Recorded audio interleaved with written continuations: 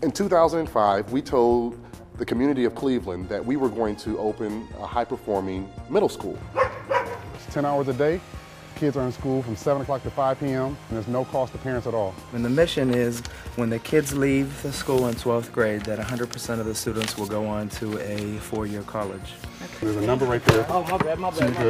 Out of 100 people that we told this story to, I think maybe 4 or 5 of them would really believe us. I was telling my mom, I don't want to go to the school, I don't want to go to the school. It was my mother's idea to send me to E-Prep.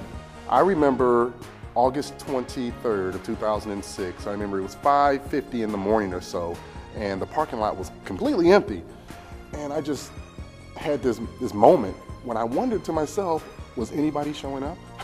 And I looked up and I could see the stream of car lights coming down the street, and it was probably the most glorious thing I'd seen like in the last three to 5 years. At that point I knew we had the trust of our families.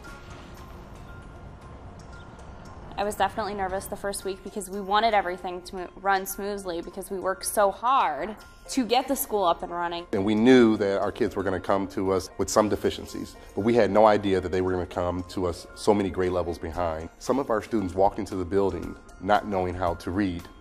Some of our students had not even mastered their multiplication tables. When you're teaching students that are in 6th grade that are on a 2nd to 4th grade level, and you have 6th grade textbooks and you have 6th grade content, and they have to pass a 6th grade assessment, it's a big obstacle to overcome. You have to assess everything and decide, okay, well, this is working, this isn't working, how can I change it? So the students are learning the most they can possibly learn in the 10 hours that we had them here.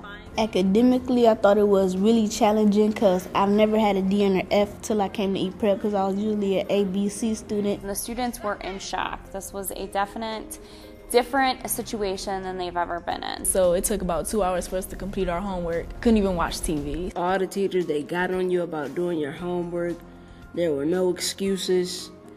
Nobody got out of detention. And I was just like, I should not be here. I want to be expelled. I got in trouble so many times. I had a file this big. We wanted to leave. We didn't want to come back. Get rid of me now. We lost some students along the way because they just weren't used to making the sacrifices and putting forth the self-discipline in order to do the things that they needed to do in the classroom. When Mr. Emerson sat me down and had a talk with me about why I needed to be here, the talk made me think that, okay, this is where I'm supposed to be. I do want to get a good education. I do want to be the first person that actually goes to college inside of my family. The 7th grade year, we didn't return to the school. My grades dropped tremendously. I was terrified. Like, I didn't think I was going to make it to 8th grade. We were used to like the strictness that we had at E-Prep, and at the other school it wasn't like that. My mom told me, she said, I bet you miss E-Prep now. I said, yeah, I do. Towards the end of 7th grade, my mom passed away, but since she passed, E-Prep has been like another family for me because they always been there when I needed them. Even when I get in trouble, they'll bring up how my mom would want me to do better. After I made the decision to change, things weren't as easy as I wanted them to be, but changes came.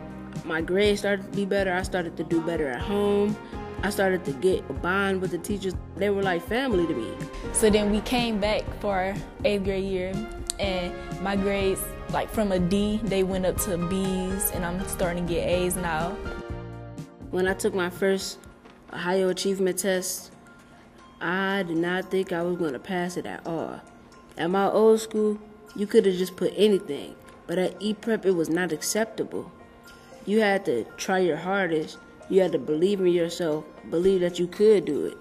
In June of 2007, we received our first Ohio Achievement Test results, and we knew that we were going to do well, but we didn't know that we were going to do that well. They are students who once struggled with reading and math. Preliminary results of the Ohio Achievement Test have more than 75% of these students proficient or above in reading. That's up from just 7% when the school opened its doors last August. But when I got my test scores back, I was just blown away by how I had achieved from low scores to high scores. It's a culture that helped 13-year-old D'Angelo Lavelle bring an F in math up to a C this year. I feel good, because now I'm getting more praise at home. You're going to try to bring that C up? Yep, I'm about to get that to an A. It made me feel that I had done something that that could someday change Ohio. We're going to be moving to Tyler Village in May of this year, and I think the move is going to be extremely positive on our school culture. I think that ePrep can serve as a model for public education in the city of Cleveland. What we do inside of our building can be replicated over and over and over again. This is something that can spread and really transform and shape a new beginning for public education in Cleveland. Before, going to college was just a dream, and now I'm on my way to college.